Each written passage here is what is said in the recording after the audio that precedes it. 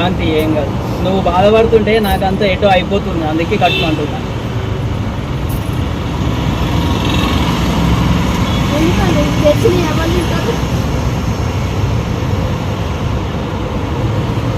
ఏ ఊరు అంటే మీది?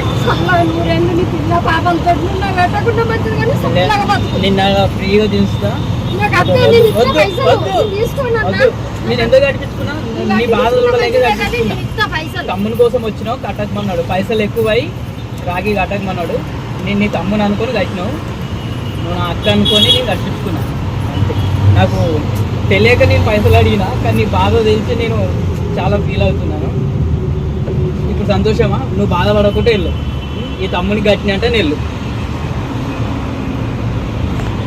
ఇలాంటి అక్క చెల్లెలు నేను ఇందాక చెప్పినా కదా, ఈ ఫస్ట్ అక్క కట్టింది కూడా నాకు అక్క చెల్లెలు లేరు. నాకు అక్క చెల్లెలు బయట ఉంటుంది ఒక చెల్లె, ఆమె కట్టింది. ఇప్పుడు నువ్వు అంతే, దేవుడిచ్చిన వాళ్ళే నాకు కూడా తయారవుతారు, కానీ సొంత అక్క చెల్లెలు అయితే లేరు. నువ్వేం బాధపడకుండా తమ్ముని కోసం రాఖీ కట్టినకి వచ్చిందట.